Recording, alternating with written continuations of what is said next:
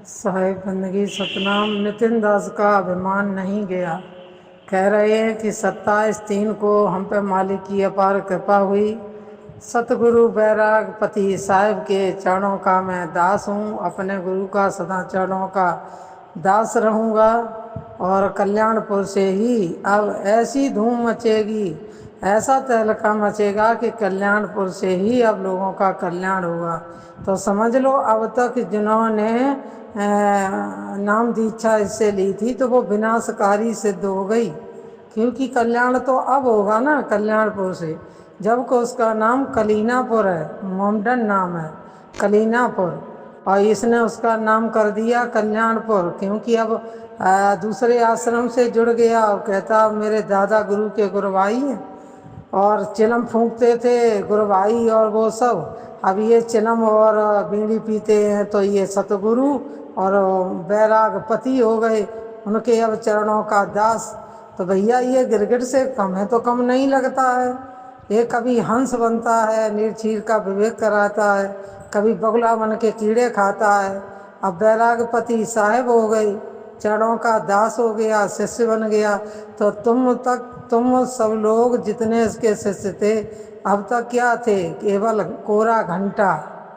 कोरा घंटा मंदिर का था जिसे गुरु ने खूब बजाया, और अब कल्याणपुर में पहुंचा है। अब जो दीक्षा लेगा उसका कल्याण करेगा। तो भाई इसकी तो कहानी एक बच्चों जैसी नहीं, इसको क्या बोला जाए, कब क्या बोल दे, कब क्या कह दे, और कब अपने को आत्मज्ञानी घोषित कर दे, कब ब्रह्मदूत घोषित कर रहा है कि अब कल्याण होगा।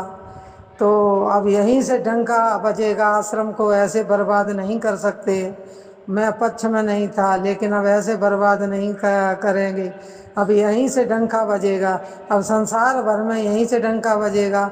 तो अब तक जो संसार भर में डंका बजा था वो लग रहा है कि लंका उजड़ गई। अब यहाँ से डंका फिर शुरू होगा। जो डंका वीरापुर का था वो लंका उजड़ गई, अब यहाँ से डंका बजेगा। भाई लंगोटी लेता रहे, लोग खोलते रहेंगे, लंगोटी लेते रहो खोलते रहेंगे। जहाँ लोभ देखा तहाँ आप सबके गुरु चले जाते, क्योंकि वहाँ आश्रम तो कुछ है नहीं, एक टूटा कमरा बिल्कुल, जहाँ बैठने तक की जगह नहीं। और उस गुरुआ ने भी अच्छा खेल खेल दिया। उसकी चेली है ये जूड़ा बांधने वाली, उसने सोचा कि यहाँ से सब हमें निकाल देते। अब मोटा मुर्गा है, नितिन इसे पकड़ो, यहाँ आश्रम बनवाएगा, हमारा जीवन आनंद में जाएगा। नहीं तो लोग हमें घर भेज देते। गुरु तो जमीन पर पड़ा, अपना चारपाई पर बैठी है, इसका हम फोटो डाल देंगे। देख लो नितिन साहब के आत्मज्ञानी गुरु जमीन पर पड़े हैं, लैटिंग करते रहते हैं और दिखाई भी नहीं देता है। पूरे शरीर में 5-6 साल से फालिज मार गई है। ये रहे इनके आत्मज्ञानी गुरु और ये उनके चरणों के दास हैं। तो जय हो रंभदूत महाराज की। मदन साहब की बाणी सत्य हो गई कि हमारे पंथ में रंभदूत नाम का एक बहुत बड़ा रंभदूत आएगा, हंसमुनि, और लाखों जीवों को अपने जाल में उलझाएगा, माया कमाएगा, गाड़ी पर चलेगा। जो आगे वालों को फ़ोन आएगा तो सुनेगा, और पीछे वाले फ़ोन करेंगे जो दीक्षा ले चुके, सत्संग करा चुके, तो वो अगर कॉल करेंगे तो कभी नहीं उठाएगा। और नए नए लोग जो कॉल करेंगे 1 मिनट में जुड़ेगा, क्यों? उनसे माल मिलेगा, पीछे वाले तो माल देंगे नहीं, वो तो दीक्षा ले चुके, सत्संग करा चुके।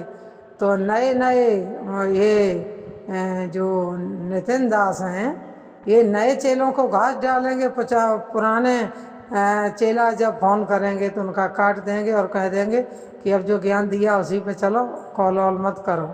तो भाई इनकी लंबी लिस्ट है मेरे पास कहानियों की।